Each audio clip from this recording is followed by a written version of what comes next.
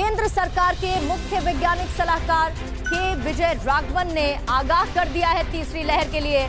तो पूरी दुनिया पर मंडरा रहा है तीसरी लहर का खतरा और दुनिया भर में तेजी के साथ डेल्टा वेरिएंट के मामले बढ़ते जा रहे हैं। डेल्टा प्लस वेरिएंट के मामले लगातार बढ़ रहे हैं। 100 से अधिक देशों में डेल्टा वेरिएंट का संक्रमण फैलता जा रहा है। एशिया में तेजी के साथ ये वेरिएंट फैल रहा है। डेल्टा प्लस एशिया के 7 देश ऐसे हैं जो कोरोना से बुरी तरह से प्रभावित हैं।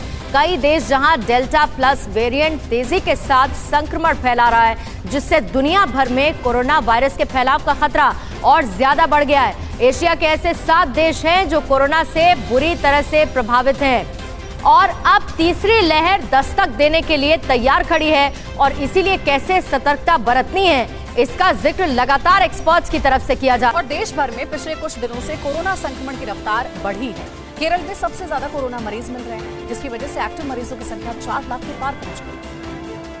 देश में कोरोना वायरस की रफ्तार एक बार फिर डराने लगी है। स्वास्थ्य मंत्रालय के मुताबिक पिछले 24 घंटे में देश में कोरोना संक्रमण के 42,766 नए केस सामने आए हैं, जबकि इस दौरान 308 मरीजों की मौत हो गई है। कोरोना के नए मरीज मिलने के बाद अब देश में संक्रमितों की कुल संख्या 3,39,88,673 हो गई है।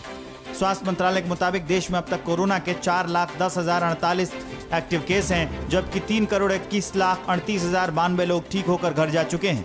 केरल में कोरोना वायरस संक्रमण के 29,682 नए मामले सामने आए हैं। पिछले कुछ दिनों से लगातार संक्रमण के मामलों में वृद्धि से केरल जूझ रहा है और पिछले एक दिन में महामारी से 142 मरीजों की मौत हो गई है।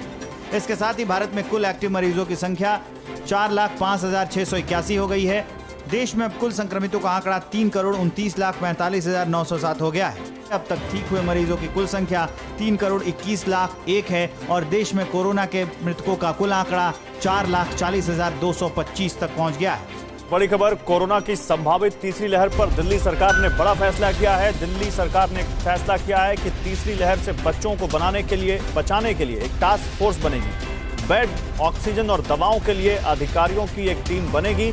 ऑक्सीजन सप्लाई पर प्राथमिकता के आधार पर काम होगा। तो आज एक बड़ी मीटिंग थी दिल्ली में, जिसमें मुख्यमंत्री अरविंद केजरीवाल के अलावा तमाम उनके मंत्री और अधिकारी शामिल थे। बच्चों को तीसरी वेव से कैसे बचाया जाए, इस पर मंथन किया गया और टास्क फोर्स बनाने का फैसला किया गया है।